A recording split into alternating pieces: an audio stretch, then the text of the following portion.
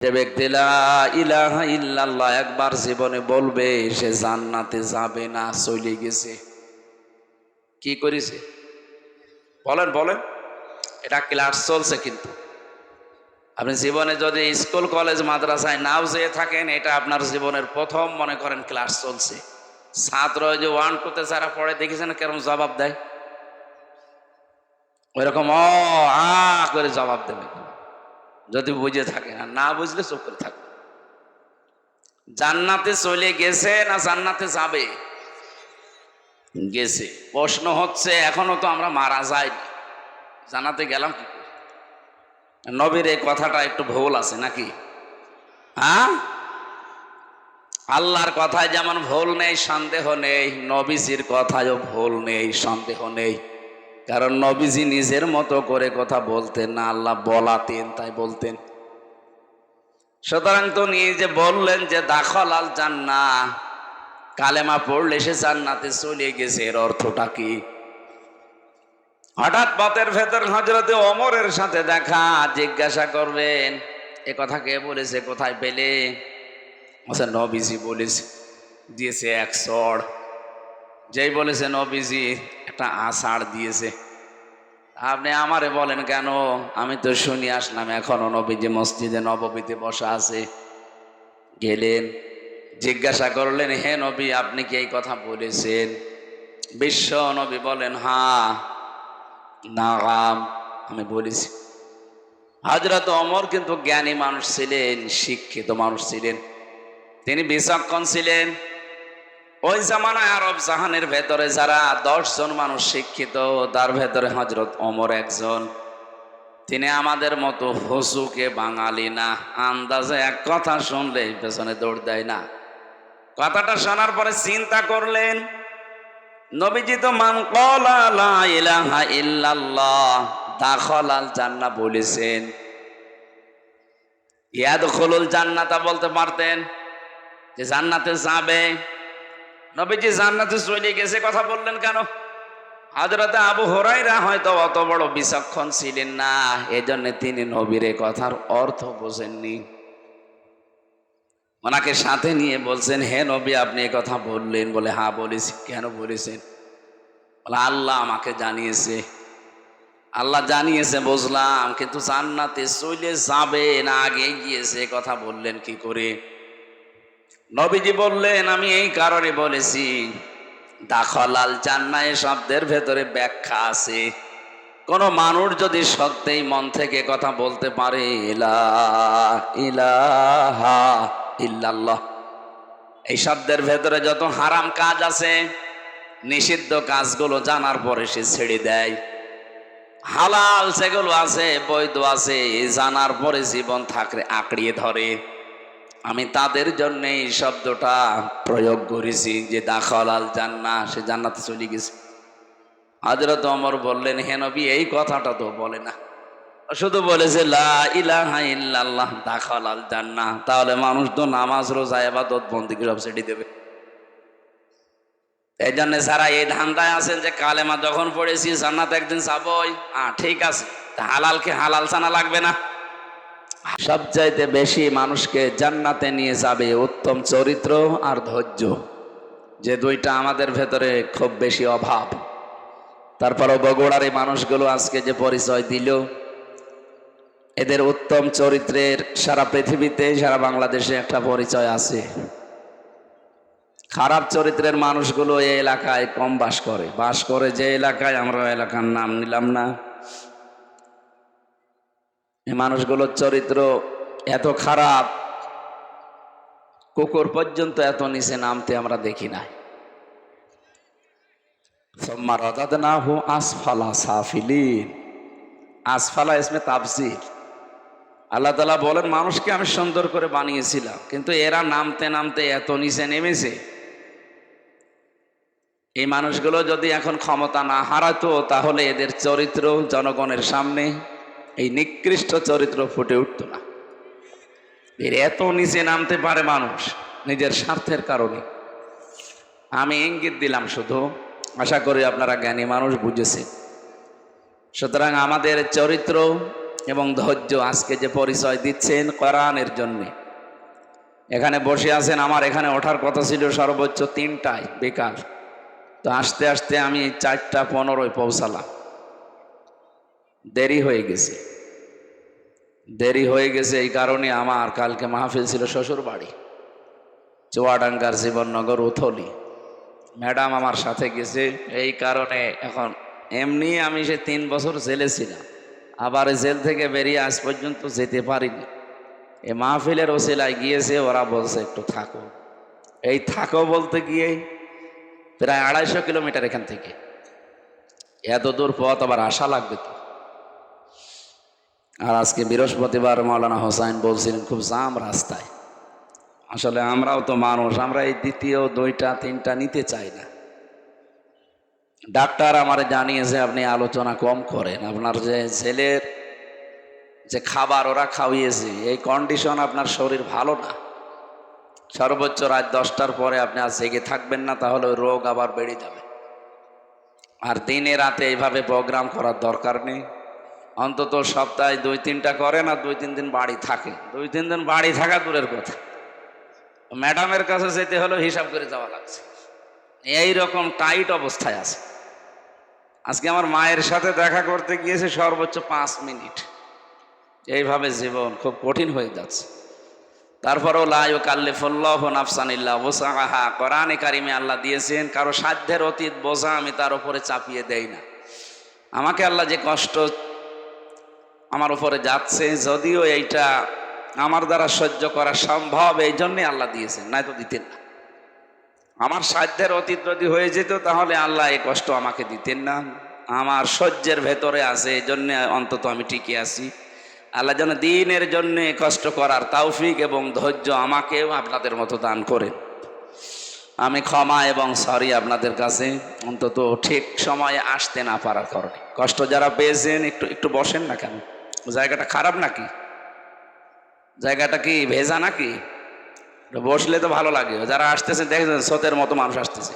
বসেন বসেন, ওই জায়গাও পাবেন না শেষে। তাড়াতাড়ি বসেন, আমরা 1 ঘন্টা সময় পাবো মাত্র। তেলাওয়াতকৃত আয়াত থেকে তাফসীরুল কোরআন মাহফিল লিখেছেন।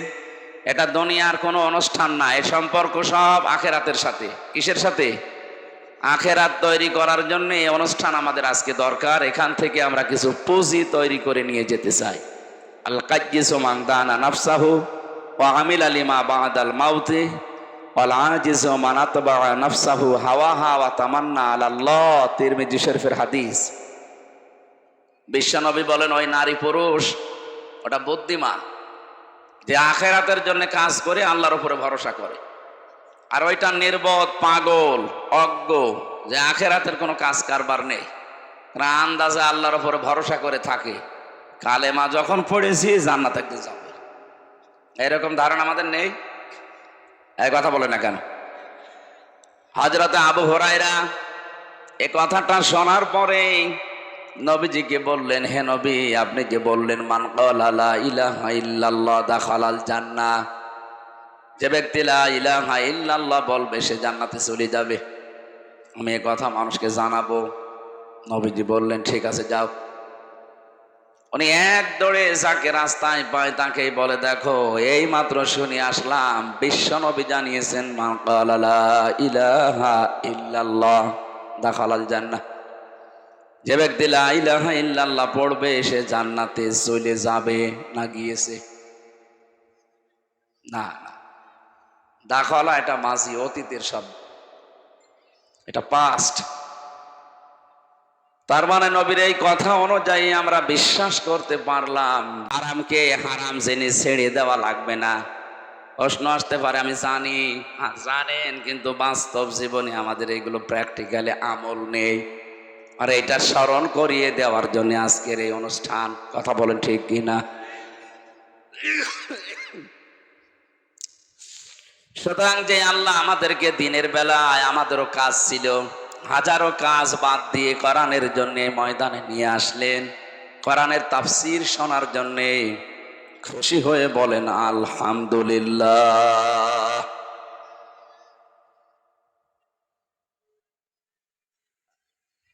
ঠিক আছে। দরুদ আর সালাম পড়ছে আমাদের নবী। কারণ কোন অনুষ্ঠান যদি আল্লাহর আরশে পৌঁছাতে হয়, এ পৃথিবীতে কোনো বাবার নামে পীর সাহেবের গুণগান করে আপনি পৌঁছাতে পারবেন না। অনুষ্ঠান যত বড় হোক ছোট হোক, যে কোনো এবাদত বন্দিগি হোক, ওটা যদি আপনি মনে করেন যে এটা আমার আল্লাহর দরবারে কবুল হয়ে যাক, তাহলে ওটার আগে পরে দরুদ শরীফ পড়া লাগবে। কি পড়া লাগবে? আমরা যেটা একটু আগে পড়লাম না একবার, তাহলে বিশ্বাস করতে পারি এই অনুষ্ঠান যত ছোট হোক, মানুষ যেই কয়জন হোক, এটা আল্লাহর দরবারে এবাদত হিসাবে কবুল হয়ে গেছে। প্রশ্ন হচ্ছে যে কথাগুলো বললাম আমি দরুদে, ওইগুলো আমার প্র্যাকটিক্যাল জীবনে থাকা লাগবে। কথা বলে না কেন? আমি বলি এক মুখ দিয়ে, অথচ আমার প্র্যাকটিক্যাল লাইফে এগুলো সেট করা নেই। আমি আন্দাজে এ মুখের চামড়ার মুখ হবে না, এর সাথে আরো দুইটা সম্পৃক্ত আছে। আপনার অন্তর দিয়ে বলা লাগবে এবং বাস্তব জীবন এটা দেখানো লাগবে। তাহলে কি বললেন আপনি একটু মিলান তো। আপনি কি মন থেকে দরুদ শরীফ পড়েছেন তো? বলেন না কেন? হাদিস হচ্ছে পৃথিবীর যে কোনো প্রান্ত থেকে যদি নবীর কোনো উম্মত একবার দরুদ শরীফ পড়ে, ফেরেশতারা ওইটা নিয়ে নবীর রওজার কাছে শোনায়। নবীজি বলেন, আমি শোনার পরে উত্তর দেই আর তার জন্য আমি মাগফিরাতের দোয়া করি। সুবহানাল্লাহি ওয়া বিহামদিহি। আমরা হাদিস সারা জীবন শুনি যে নবীজির সুপারিশ ছাড়া আমির হামজা না, ওর বাবাও জান্নাত পাবে না। পাবে? আপনি নিজের ইবাদত বন্দেগী একেবারে আকাশ পরিমাণ করলেও জান্নাত যেতে পারবেন না, বিশ্ব নবী যদি আমাদের জন্য সুপারিশ না করে। সেই হিসাবে আমার বর্ণনা যে কথাগুলো বললাম, দেখেন তো আমরা সুপারিশ পাবো কিনা। এক নম্বরে বলেছিলাম আল্লাহুম্মা, হে আল্লাহ, সল্লি আলা, তুমি রহমত নাজিল করো। এখানে সল্লুন শব্দের অর্থ চারটা। সল্লত মানে রহমত নাজিল করা, সল্লত মানে দরুদ শরীফ পড়া, সল্লত মানে নামাজ পড়া, সল্লুন মানে মাগফিরাত কামনা করা। আমার আল্লাহর কাছে চারটার যেইটা যার সাথে মিলবে তার সাথে লাগাবেন। এখন যদি সল্লুন শব্দের বাংলা অর্থ আপনি এখানে ধরেন যে মাগফিরাত কামনা করা, সৃষ্টি জগতে আমরা যারা অপরাধ করি তারা মাগফিরাত কামনা করলে মানায়। কথা বলে না কেন? তো বিশ্ব নবীর জন্য মাগফিরাত কামনার দরকার নেই, কারণ তার আগে পরের সব অপরাধ আল্লাহ মাফ করে দিয়েছেন। মা তাকদ্দামা মিন জামবি, তার আগে পরে কোনো অপরাধ নেই, সব আল্লাহ নিজ গুণে ক্ষমা করে দিয়েছেন। তাহলে দ্বিতীয় অর্থ হচ্ছে সল্লন মানে নামাজ পড়া। এখানে তো আমরা নামাজ পড়লাম না, এই যে কিছুক্ষণ আগে পড়লাম ওই নামাজ না। এই দরুদের ভেতরে কোনো নামাজ পড়েছি? বলেন বলেন। এইটাও না। যার জন্য যেটা মেলে তাকে সেই জায়গায় লাগাবে। 3 নম্বরে রহমত নাজিল করা, এটা মিলছে। আমরা তো আল্লাহকে বলতেই পারি, হে আল্লাহ তুমি রহমত নাজিল করো। সল্লি আলা, আলা মানে উপরে, মোহাম্মদ, মোহাম্মদের উপরে। আপনি যখন মনে মনে এই কথা বলেন যে আল্লাহুম্মা সল্লি আলা, হে আল্লাহ তুমি রহমত নাজিল করো, আল্লাহ যদি বলে কার উপরে, আপনি নিজেই যেন জবাব দিচ্ছেন আলা মোহাম্মদ। কার উপরে? এক কথা বোঝা লাগবে। আপনি শুধু খেলা করার জন্য আসেন নাই, এত কষ্ট স্বীকার করে টাকা পয়সা খরচ করে সময় ব্যয় করে আপনি বসে আছেন, একেবারে চাতক পাখির মতো শুনতেছেন, বোঝার জন্য শোনেন। আপনি কিন্তু বলেন না যে আলা মোহাম্মদ, প্রথমে বলেছিলেন আল্লাহুম্মা সল্লি আলা, হে আল্লাহ তুমি রহমত নাজিল করো। আল্লাহ জানো হঠাৎই প্রশ্ন করছে বান্দা কার উপরে? আপনি কি বলেছেন আলা মজিব, মজিবের ওপরে? কথা বলেন না কেন? বলেছেন আলালা জিয়া, জিয়ার উপরে? পৃথিবীর কারো নামে আপনি বলেছেন? কি বলেছিলেন? আলা মোহাম্মদ, মোহাম্মদের উপরে তুমি রহমত নাজিল করো। আল্লাহ যেন আবার আপনাকে প্রশ্ন করছেন, নারী হন আর পুরুষ হন, যে মোহাম্মদটা কে?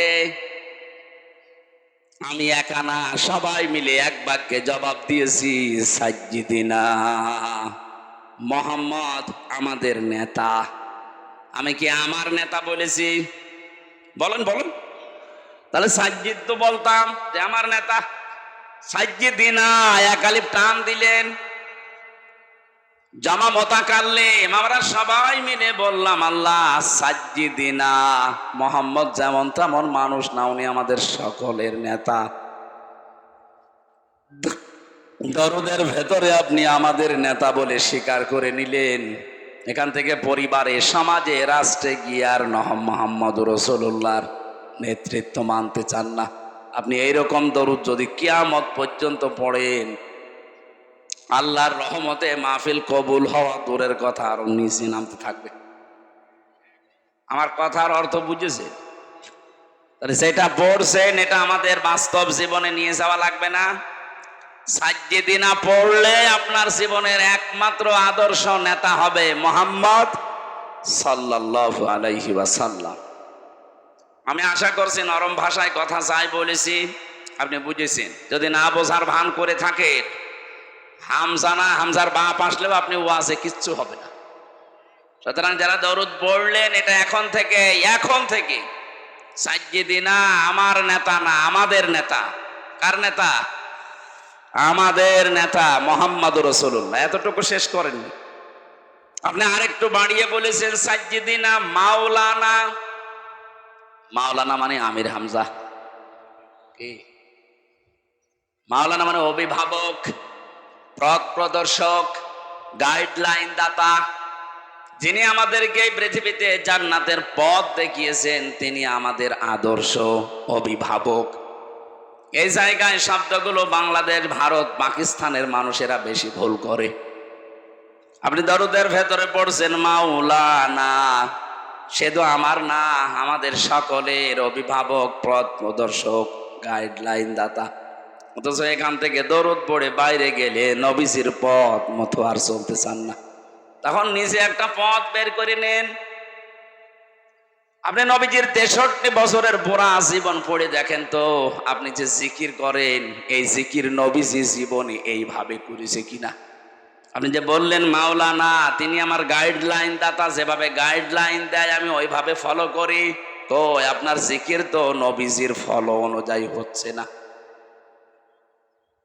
সুতরাং আজকে থেকে সিদ্ধান্ত নিয়ে যাবেন, আমি যাই করি না কেন, যদি আমি টয়লেটেও বসি, আমি মাওলানা এ ঘোষণা দিয়ে এসেছি বগুড়ার মাটিতে যে আমি গাইডলাইন পাবো, নবীজি যেইভাবে টয়লেটে গিয়েছে আমি ওইভাবে যাব।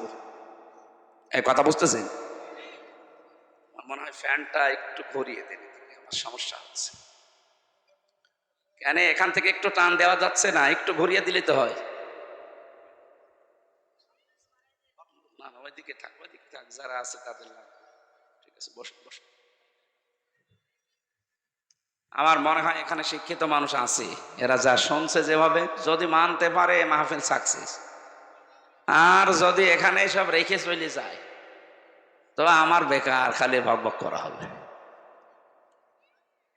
একটু খেয়াল করে বিবেকটা কাজে লাগাবেন। আজকে আপনি টয়লেটে গেলেন, মুহাম্মদুর রাসূলুল্লাহ যেভাবে গিয়েছে ওইভাবে ডান পা দিয়ে প্রবেশ করলেন, হবে?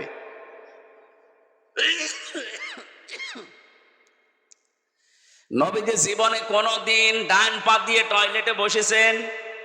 বলেন বলেন। কি দিয়ে? আরো জোরে। বাম পা দেওয়ার সময় তিনি বলতেন আল্লাহুম্মা ইন্নী আউযু বিকা মিনাল খুবুসি ওয়াল খাবাইস। খুবসি না, খুবুসি, বহু বচন এটা। কারণ জিন শয়তান, জিন পরি অনেক আছে, একটা না। পৃথিবীতে সবচাইতে বেশি শয়তান আনন্দ পায় নারী এবং পুরুষের লজ্জায় স্থান দেখে। কারণ শয়তান যৌনবাদী ও যৌনতা ছড়াতে ভালোবাসে। আমরা যেহেতু সব জায়গায় পোশাক আশাক পরে থাকি, টয়লেটের সময়টা লজ্জাস্থান উলঙ্গ করা লাগে, উন্মুক্ত করা লাগে, এই জন্যেও ওখানে বসে থাকে। নবীজি শিখিয়েছেন ওখানে যাবার আগেই বলবা আল্লাহুম্মা, হে আল্লাহ, ইন্নি অবশ্যই আমি, আউযু বিকা তোমার কাছে আশ্রয় চাই, সাহায্য চাই, মিনাল খুবুসি ওয়াল খাবাইস যত রকমের জিন পরি যা আছে দুষ্টু, ওরা যারা ওত পেতে আছে আমার লজ্জা স্থান দেখার জন্য আমি ওদের থেকে আশ্রয় চাই। বিশ্বনবী বলেন এটা পড়ার পরে যখন মানুষ টয়লেটে বসবে এই শয়তানের চোখে ধোলা লেগে যায়। তাহলে এখান থেকে একটা মাসলা বের হয়, শয়তান যৌনবাদী ও যৌনতা ছড়াতে ভালোবাসে। আমাদের যৌনাঙ্গ যতটুকু একজন পুরুষের জন্য এই নাভি থেকে শুরু করে হাঁটু পর্যন্ত ঢেকে রাখা এটা ফরজ। এটা কি?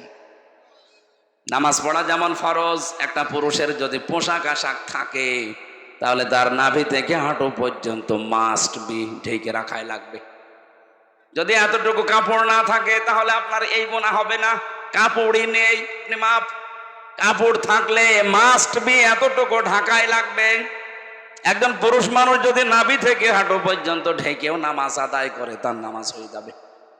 কিন্তু একজন মহিলা যদি নাভি থেকে হাঁটু পর্যন্ত ঢেকে নামাজে দাঁড়ায়, নামাজ হবে না, না হবে না। কারণ ওর ফরজটা আর একটু বেশি। ওর মাথার চুল যদি সেজদায় দিতে গিয়ে রুকু দিতে গিয়ে দেখা যায় ওর নামাজ ভেঙে যাবে। এই জন্য মেয়েদের শাড়ি পরে আমার মনে হয় নামাজ শুদ্ধ হয় না। মেয়েরা যারা শাড়ি পরে নামাজ পড়েন এটা বাদ দেবেন, আপনি সালোয়ার কামিজ বানাবেন। আমার মনে হয় সালোয়ার কামিজে খরচও কম হবে, ফরজ পর্দা আদায় হবে, নামাজও সুন্নত অনুযায়ী হবে। আমরা স্বামী যারা আছি তারাও বেশি যাব। 3000 5000 টাকা দিয়ে শাড়ি না কিনে ওই 450 500 টাকা দিয়ে সালোয়ার কামিজ বানানো হয়ে যায়। মেয়ে লোক তো ঝামেলা ও ছাতা মানতে চাই না। হ্যাঁ, সম্মানিত মা বোনেরা, আপনার ফরজ মুখমণ্ডল, হাতের কবজি আর পায়ের পাতা বাদ দিয়ে পুরা শরীর আপনাকে ঢেকে রাখা লাগবে। নামাজের সময় অন্তত মাথার চুলটা যেন বের হয়ে না যায় কোনো ক্রমেই। শয়তান সবচাইতে বেশি আনন্দ উপভোগ করে তখন যখন দেখে কোনো মানুষের লজ্জা স্থান উন্মুক্ত হয়ে আছে। আর এইটা চালু করার জন্য 15.5 বছরে যারা দায়িত্বে ছিল, ডাইরেক্ট ইনডাইরেক্ট ওই মানুষগুলো সবচাইতে বেশি চেষ্টা চালিয়েছে। কয়েকদিন আগে একজন উপদেষ্টা হয়েছে, ও নিজের স্ত্রীকে দিয়ে সারা জীবন এই কাজ করাচ্ছে। ওর স্ত্রীর মাথায় তো বিশাল বড় একটা সালোয়ার কামিজ দেওয়া থাকে না। ও যে সমস্ত সিনেমা, নভেল, নাটক, থিয়েটার বানিয়েছে আপনি দেখেছেন, এই যে bachelor, third person singular number, আমি উপন্যাস পড়েছিলাম, ওইগুলো দিয়ে এখন সিনেমা বানিয়েছে। ওর নিজের স্ত্রীকে দিয়ে অভিনয় করিয়েছে। এখানে পরকীয়া প্রেম কি করে করা লাগে, সমকামিতা কিভাবে প্রমোট করা লাগে, এইগুলো উস্কে দিয়েছে সারাটা জীবন। সেই লোক এখন এই দেশের উপদেষ্টা। ও সামনে যদি দায়িত্বে এভাবে থাকে, নিজের বউ না আপনার বউ দিয়ে করাবে তখন। এই জন্যই তো দেশে এখন ঝড় উঠতেছে। না, এরে বাদ দিন। আপনি দরকার হয় ছাগলকে বসান, কিন্তু এরে বসানো যাবে না। 96% মুসলমানের দেশে যারা আল্লাহর নিষিদ্ধ কাজ পুরুষে পুরুষে নাকি বিয়ে করে, বাড়ি যেয়ে কালকে বলবেন। আপনি টের পাচ্ছেন কোথায় যাচ্ছে? খালি নামাজ পড়ে রোজা রেখে কালো বোরকা পরে হাঁ করে থাকলে হবে? বাস্তবতা নেওয়া লাগবে না? আপনার মেয়ে কালকের দিন পরে নিয়ে চলে যাবে, বলবে যে না দেওয়া লাগবে।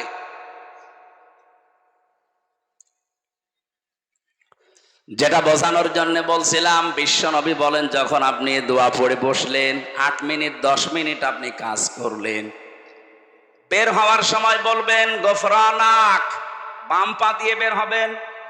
বলেন বলেন, প্রতিটি কথা থেকে শিক্ষা নেওয়া লাগবে যে আমি কি করি আর আসলে কি করা দরকার। ছোট কাজ না এটা। এইটাও নবীজি গাইডলাইন দিয়েছেন যে ডান পা দিয়ে এবার বের হবা, বাম পা দিয়ে বের হওয়া যাবে না। পৃথিবীর নিকৃষ্ট জায়গার ভেতরে যেহেতু একটা পায়খানা, কথা বলেন না কেন, যেন ওখানে যতক্ষণ থাকবেন বাম পা দিয়ে থাকবেন। বের হওয়ার সময় আপনাকে যেহেতু দুনিয়া আরেকটু ভালো জায়গায় যাচ্ছেন, ডান পা দিয়ে বের হওয়ার সময় মুখ বন্ধ করে থাকবেন না। প্রথমেই বলা লাগবে গফরানাক, হে আল্লাহ আমি মাফ চাই। কেন? কারণ এই 8-10 মিনিট আমি তোমার কাছে ক্ষমা চাইতে পারিনি, আমি একটা কাজে ছিলাম। দয়া করে আমাকে তুমি মাফ করে দাও।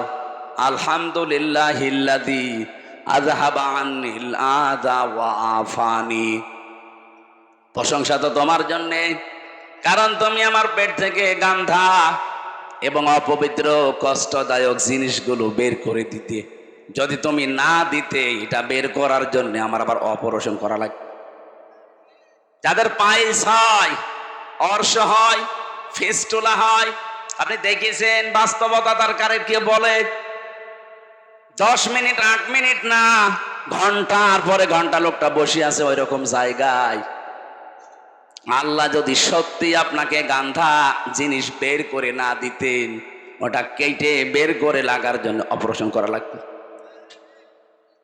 হাদিস পড়েছি, কোন মানুষ যদি সত্যি এই দোয়াটা পড়ার সময়, বের হওয়ার সময় আমল করতে পারে, এরকম কঠিন রোগ থেকে আল্লাহ তারে আস্তে আস্তে বাঁচিয়ে দেয়। জীবনে দোয়া অনেকে আছে পড়েই। আমার বোঝানোর বিষয় ছিল যে দোয়াটা পড়ে আসলেন, গেলেন, 8-10 মিনিট সময় কাটালেন, পড়াটা নবীজির গাইডলাইন মতো হয়েছে, এই জন্য পড়াটাই এবাদত। কথা বলেন না, এটা যে এবাদত মানেন তো? আপনি মনে করছেন আমি 10 মিনিট টয়লেটে থাকলাম, এটা আবার এবাদত হয় কি করে? হ্যাঁ, কারণ এই তরিকাটা রাসূলুল্লাহর। এ তরিকা যদি আপনি আব্রাহাম লিঙ্কনের মতো করেন, আপনি যদি জো বাইডেনের মতো যান আর বের হন, ডোনাল্ড ট্রাম্পের মতো যান আর বের হন, ওইটা তখন আর এবাদত হবে না।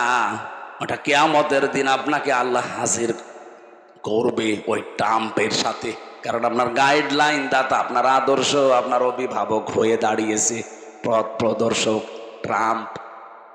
কথা বলে না কেন? তাহলে আমাদের বাস্তবতা শুধু মাওলানা পড়লে হবে? আমি তো একটা বললাম জিকিরেরটা।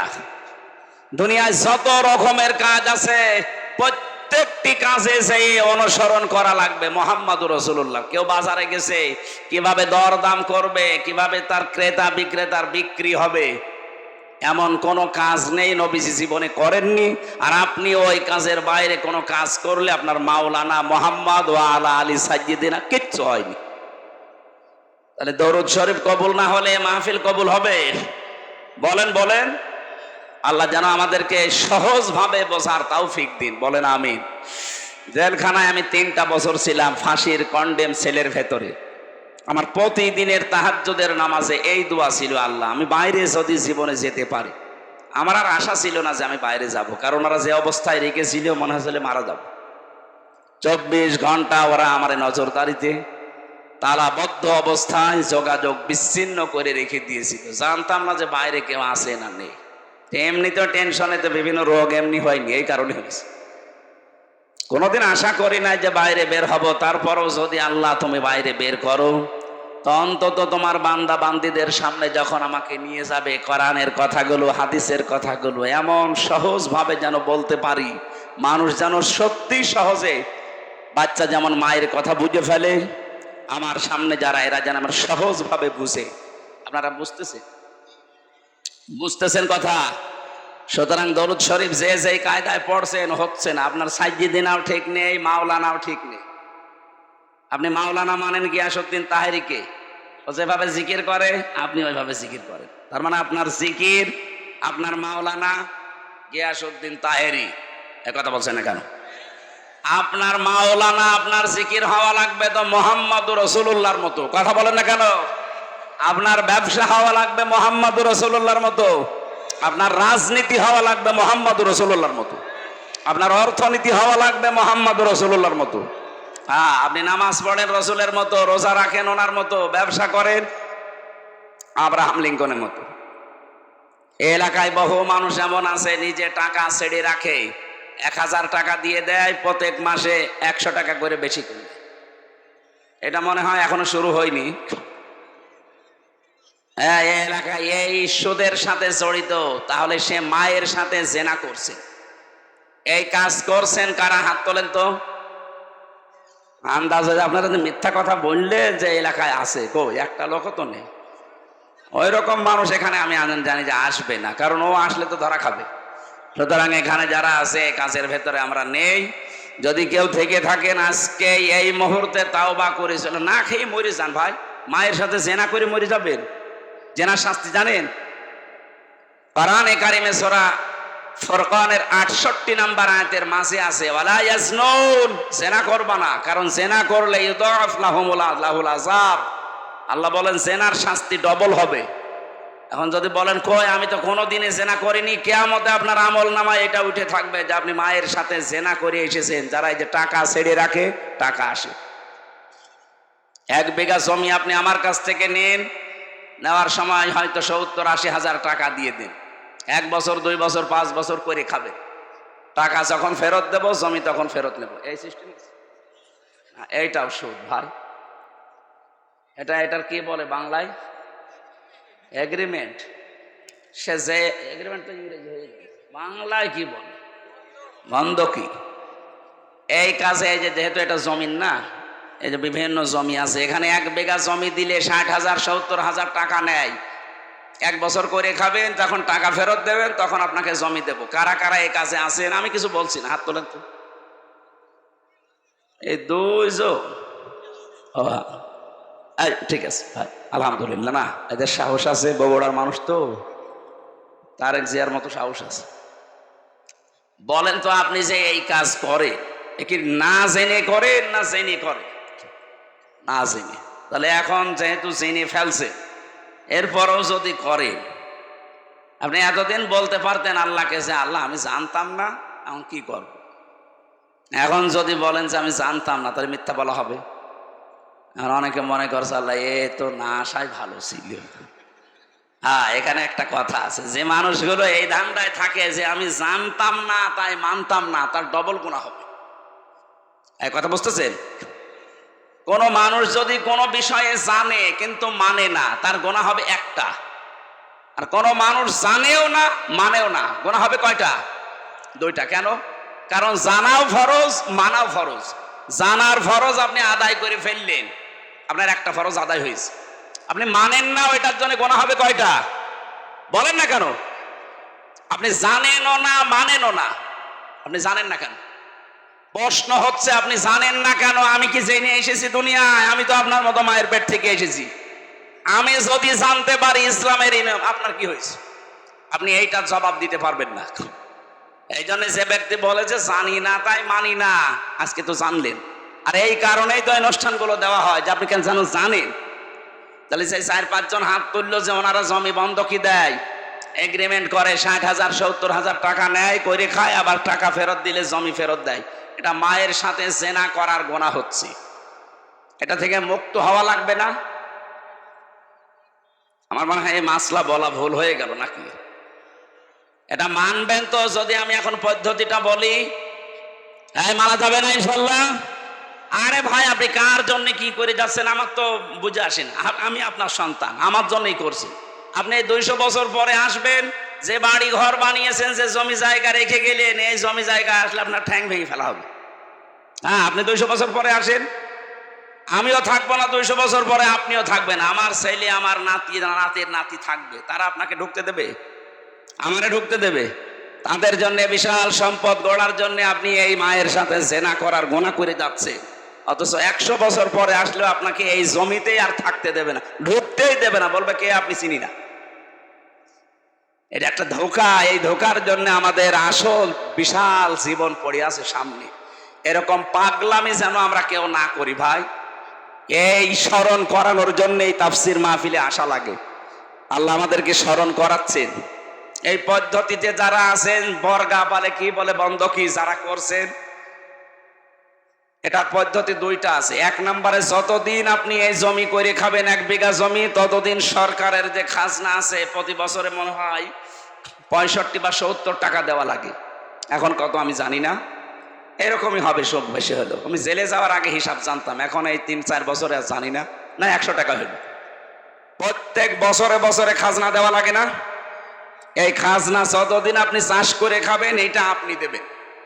আর যখন ওরে 1 বছর 2 বছর 5 বছর পরে টাকা ফেরত দেবেন, ওই 70,000 80,000, তখন কমপক্ষে 8-10 হাজার টাকা কম নেওয়া লাগবে। এই সিস্টেমে যদি নিতে পারেন তাহলে জায়েজ আছে, তাছাড়া হবে না।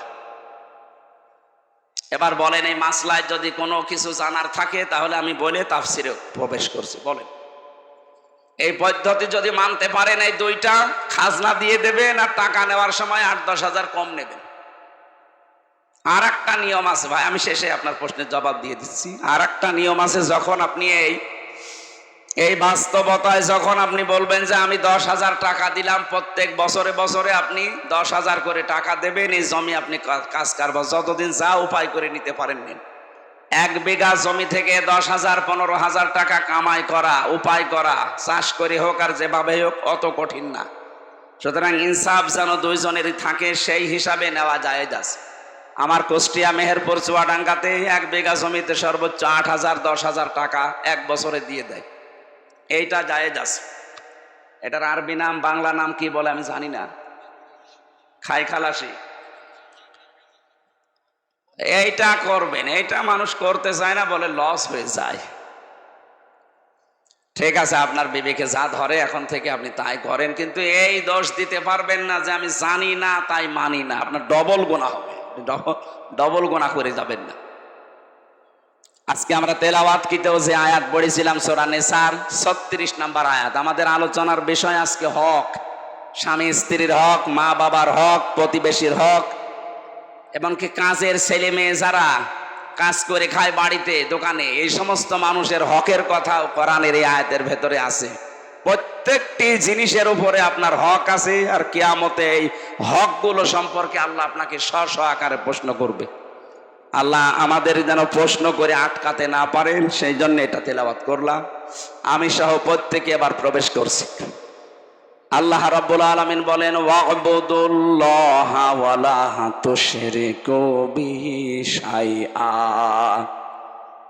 হে পৃথিবীর মানুষেরা, তোমরা আল্লাহর ইবাদত করো, আমি আল্লাহর সাথে কাউকে শরীক করবা না। প্রশ্ন আসতে পারে, ইবাদত তো করি, কি করেন আপনি? 5 ওয়াক্ত নামাজ হয়তো পড়েন, রোজা রাখেন, আর মেয়েরা যারা আছে খুব বেশি হলো কালো বোরকা পরে একটু ঘোরে, এই শেষ। ইবাদত এতটুকু শব্দ না, এটা ব্যাপক অর্থবোধক একটা শব্দ। কোন মানুষ যদি মানুষের সাথে কথা বলে, এইটাও ইবাদত। আকুলু লিন্নাসি হুসনা, কেউ যদি মানুষের সাথে একটা ভালো কথা হাসি মুখে বলে, নবীজি বলেন এইটার দ্বারা তার একটা সাদগা দেওয়ার সওয়াব হয়। কত মানুষ আছে কথা বলতে চায় না, গোমরা মুখ, চুপ করে থাকে, কথাবার্তারা এমনকি দুনিয়ার কোন স্বার্থের কারণে কথা বন্ধ পর্যন্ত করে দেয়। মুরগিতে ধান খেয়েছে, এতটুকু একটা অপরাধ, এই নিয়েও মাসের পরে মাস ঝগড়া, কথা বলে না, এমন মানুষ নেই দুনিয়ায়। আপনি যদি মারা যান, এই অবস্থায় 3 দিন পার হয়ে যায়, দুনিয়ার কোন স্বার্থ নিয়ে কারো সাথে গন্ডগোল, মারামারি, ঝগড়া ঝাঁটি, মরে গেলেন 3 দিন পর, আপনি বেঈমান হয়ে মরবেন, ঈমান নসিব হবে না। আমি তো জানি 3 দিন না, 3 বছর না, 30 বছর কথা বলে না ঠুনকো একটা বিষয় নিয়ে, এ কথা বলছে না কেন? আর এগুলোর সব চাইতে পেছনে কল কাটি নাড়াচ্ছে শয়তান, আর শয়তান মেয়েদেরকে দিয়ে এটা খেলায়, কারণ মেয়েরা শয়তানের জাল। ওরা যখন বেপরদায় চলে, শয়তান বলে ওদেরকে আমি জাল হিসাবে ব্যবহার করি। আর দেখবেন এই সমস্ত মহিলারা এগুলো তাল পাল লাগায়। যে এলাকাতে দেখবেন এই যে তালাতালি করা, এর কথা ওর কাছে লাগানো, মানুষের সম্পর্ক নষ্ট করে দেওয়া একটা গুনার কাজ। এটা যখন বেশি চালু হয়ে যায় কোনো এলাকার ভেতরে, ওই এলাকার মানুষ ভালো হয়ে গেলেও তাদের দোয়া কবুল বন্ধ হয়ে যায়। মুসা আলাইহিস সালামের জামানায় একবার বৃষ্টি বন্ধ হয়ে গিয়েছিল বহুদিন। তিনি তার উম্মতদেরকে নিয়ে এরকম একটা ময়দানে দোয়া করলেন, 2 রাকাত নামাজ আদায় করে, রব্বুল আলামিন বৃষ্টি বন্ধ হয়ে গেছে। এগুলো নাই আমার উম্মত, আমার তো কষ্ট লাগে, কিন্তু এদের তো আমি বানাইনি, তুমি বানিয়েছো, তুমি তো মালিক, তোমার কষ্ট লাগে না, বৃষ্টি দাও। 3বার মোনাজাত করলেন, আল্লাহ বলেন হাত ফেরাও, বৃষ্টি হবে না। মুসা নবী তো নাছড় বান্দা, তিনি আল্লাহর সাথে কথা বলতেন, ডাক দিয়ে বলে মাবুদ না, দেওয়াই লাগবে। কেন দেবে না, ওই কারণটা বলো। আল্লাহ তাআলা বলেন বৃষ্টি দিতে পারি, তুমি যাদেরকে নিয়ে দোয়া করছিলে এর ভেতরে একজন নামিমা তালাতালি করা মানুষ আছে। ওই লোকটা যতক্ষণ এই মোনাজাতে হাসি থাকবে তোমার দোয়া নবী হলেও কবুল হবে না। হযরতে মুসা নবী বললেন, আল্লাহ তুমি শুধু ওর নাম বলো, দেখো ওর কি করি। আল্লাহ বলছে, না, আমি নিজেই নাম ধরে কথা বলতে নিষেধ করি মানুষকে, আর এখন আমি নাম ধরে দিলে তুমি ওরে মারামারি করবা, অপমান করবা, আমি এটা হতে দেব না। মুসা নবী বলে, আল্লাহ তাহলে আমি টের পাবো কি করে? আল্লাহ পাক বলেন, তুমি এই মাসলাটা শুধু ওদের সামনে বলো, ওদের ভেতর থেকে যদি কেউ তাওবা করে নেয় তাহলে আমি আল্লাহ আমি ভেবে চিন্তে দেখবো। উনি উম্মতদের সামনে বয়ান দিলেন, এখানে আমি নবী একা না, সব নবী যদি এখানে এসে দোয়া করে দোয়া কবুল হবে না, কারণ এর ভেতরে যে নামিমা তালাতালি করা মানুষ আছে, এই মানুষটা যতক্ষণ বের হয়ে না যাবে, তাওবা না করবে, ততক্ষণ পর্যন্ত এখানে বৃষ্টি নামবে না। আসলে সবাইকে আমি তাওবা করাই, তাহলে ওই লোকটাও তাওবা করবে। হযরতে মুসা তাওবা পড়লেন।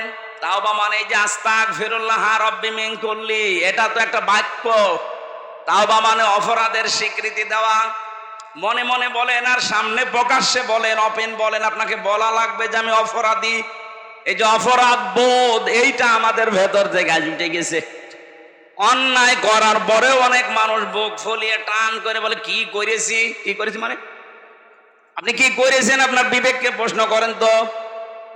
15.5 বছরে যারা দায়িত্বে ছিল তাদের বিবেককে যদি একটু প্রশ্ন করে যে কি করেছি আমি, কত মানুষ আমার কারণে মিথ্যা মামলায় জেল খাটতেছে, মিথ্যা সাক্ষী দিয়ে তারে আমি ঘরে থাকতে দেই নাই, তার ব্যবসা বাণিজ্য বন্ধ করে দিয়েছি। না বগুড়া এগুলো ছিল না? সিলেটে এই জেলা আরো বেশি থাকার কথা। কত মানুষ এই দেশে গম হয়ে গেল, খুন হয়ে গেল আয়না ঘরে। আমি 14 বছর পর্যন্ত মানুষ দেখেছি এত বড় বড় নখ হয়ে গেছে, চুল দাড়ি গোপ মনে হচ্ছে যে জঙ্গল থেকে বেরিয়ে আসতেছে। এত বড় বড় নখ দিয়ে এই দেওয়ালের সাথে খসিয়ে খসিয়ে লিখে রাখতো মোবাইল নাম্বার দিয়ে যে ভাই আমি আজ 14 বছর হয়ে গেল, যদি এই নাম্বারটা বাইরে কেউ দিতে পারেন বলবেন যে আমি বেশি আছি। কি করেছে আপনি টের পান না? আমি 10 দিন আয়না ঘরে ছিলাম, আমি টের পেয়েছি যে কি করেছেন আপনি। ওখানে আমি 5 বছর 8 বছর 10 বছর 14 বছর একাধারে মানুষ পড়ে আছে, তাদের সাথে আমার দেখা হয়েছে। আর আপনি এখনো বলেন যে আমি কি করেছি। ওখানে যদি আপনার 14 বছর না 14 দিন রাখা যায়, আপনি এমনি হার্ট অ্যাটাক করে মরে যাবেন। এই যে এত বড় বড় অপরাধ করার পরও এখনো পর্যন্ত অনেকের অনুশোচনা নেই, স্বীকৃতি নেই, অনুতপ্ত হওয়ার কোনো আলামত নেই, আরো বৃদ্ধি বাড়তেছে। আপনাকে আল্লাহর ভালো বানাবে না, কারণ যারা অপরাধ করার পরে স্বীকার করে না তাদেরকে আল্লাহ শয়তান বানিয়ে দেয়। হযরতে আদম ভুল করেছিলেন, স্বীকার করেছিলেন, আর শয়তান ভুল করার পরে স্বীকার তো করে নাই, আরো আর্গুমেন্ট পেশ করেছে, বলা আনা খায়রুম মিনহু, আমি ওর চাইতে ভালো। কি করেছি আমি জোরে সেজদা দেব? এই যে এই কি করেছি এই কথা বলে শয়তান কে? যারা পালিয়েছে দেখেন তো, তারা এখনো পর্যন্ত মুখ জোর থামে না, কথা বলে না কেন? এই জন্য অপরাধ করার পরে যারা স্বীকার করতে চায় না, সে যেই হোক, পরে আল্লাহ হেদায়েত থেকে বঞ্চিত করে দেয়। আর আমার তো মনে হচ্ছে 15.5 বছর যারা অত্যাচার, জুলুম, নির্যাতন, গুম, খুন আর মিথ্যা মামলা, মিথ্যা সাক্ষী আর চাঁদাবাজি, বিশেষ করে আয়না ঘরের সাথে যারা জড়িত, এদের কপালে মনে হয় আল্লাহর হেদায়েত দেবে না। এত কিছু করা হচ্ছে, এত কিছু বলা হচ্ছে সতর্কবাণী, না এদের কোনো পরিবর্তন নেই, এখনো পর্যন্ত মুখ জোর করে যাচ্ছে। তা আল্লাহ আপনাকে যে পথ দেখাবে, কিছু থাকা লাগবে না? কি দেখে দেবে আপনাকে পথ? সব তো ফেরাউনের মতো কালো বানিয়ে ফেলেছে। এক কথা বলছেন না কেন? মানুষের সাথে যদি হাসি মুখে কথা বলা ইবাদত হয়, আর আপনি যে দায়িত্ব পালন করতো, আমার এই আয়না ঘরে আমি দেখেছি এই মানুষগুলো বাইরে এসে এরা সংসার করতো কি করে। ওরা তো মানুষই আমার মতো। 24 ঘন্টা একটা মানুষকে যে পায়ের ভেতরে হাত দিয়ে সামনে রডের ব্যারিকেড দেওয়া, হাত দিয়ে ওরা টাইট করে বেঁধে দিত হ্যান্ডকাপ দিয়ে। আপনি বলেন তো 2-5 মিনিট 10 মিনিট পরে খুলে দিলে হয়? বছরের পর বছর এইভাবে আটকিয়ে রাখে একটা মানুষ। আপনি মানুষ, আর আপনি বলেন আমি কি করিস? শয়তান পর্যন্ত ওই দৃশ্য দেখে আমার মনে হয় কাঁদবে, কিন্তু এই জালেমদের চোখে কাঁদা তো দূরের কথা, আরো উল্টা পাল্টা কথা, আরো হাসি তামাশা করতো। এই মানুষগুলো বাইরে এসে এরা এদের স্ত্রীদের কাছে থাকতো কি করে, এরা সংসার করতো কি করে? আমরা নাই ভেতরে মাটির নিচে থেকে আপনাদের সাথেই তো তারা বেড়াতো। এই মানুষগুলো তো যে কোনো মানুষের এলাকার মানুষ, এরা এই বাংলাদেশের 64 জেলার এই দায়িত্বে প্রাপ্ত মানুষগুলো, এরা এই বিভিন্ন জেলার মানুষ না? এরা ছুটি নিয়ে অন্তত মাসে 2-5 দিন বাড়ি আসতো না? তো কিভাবে থাকতো আপনার সাথে? আমার তো বিশ্বাস হয় না, হয় গমের বড়ি খাইতো নাই লাল পানি খাইতো, তাছাড়া ওর ঘুম আসা সম্ভব না।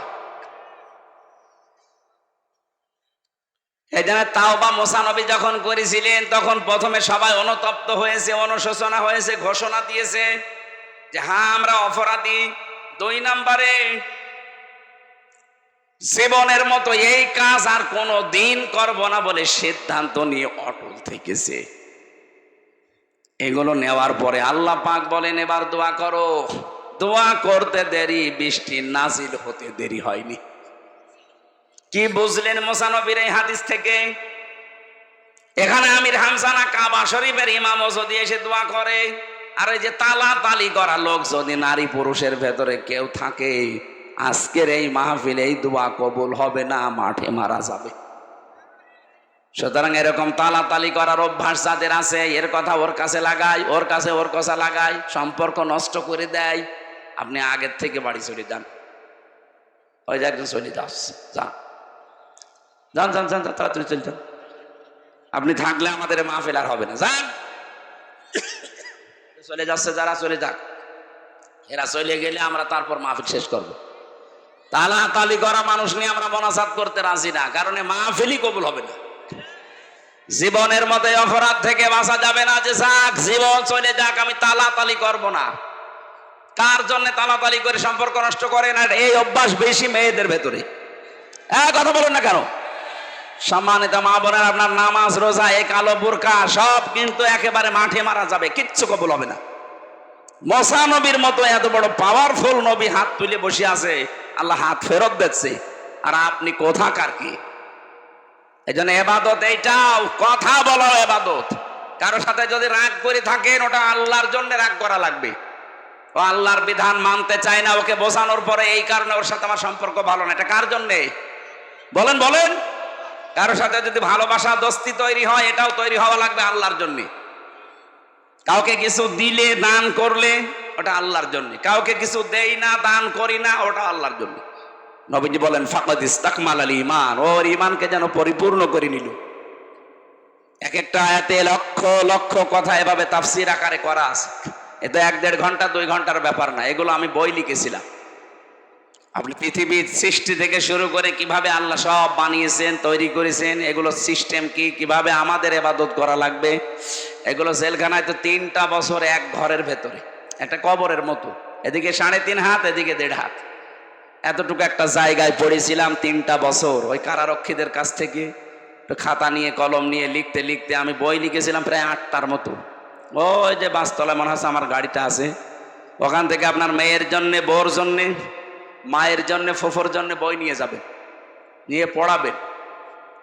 বই মানুষকে কোনোদিন ঠকায়নি, ঠকাবেও না, যতটুকু হোক ওখান থেকে একটা জ্ঞান পাবেন। একটা সাদগায়ে জারিয়া সওয়াব হতেই থাকবে মরণ পর্যন্ত। আমরা মাগরিবের আজান আর 4-5 মিনিট আছে, এরপরে মোনাজাতের মাধ্যমে শেষ করে বইটা নিয়ে যাবেন, কাজে লাগবে, আশা ব্যক্ত করে শেষ করছি। আল্লাহুম্মা আমিন। লা হাওলা ওয়ালা কুওয়াতা ইল্লা বিল্লাহিল আলিয়্যিল আযীম।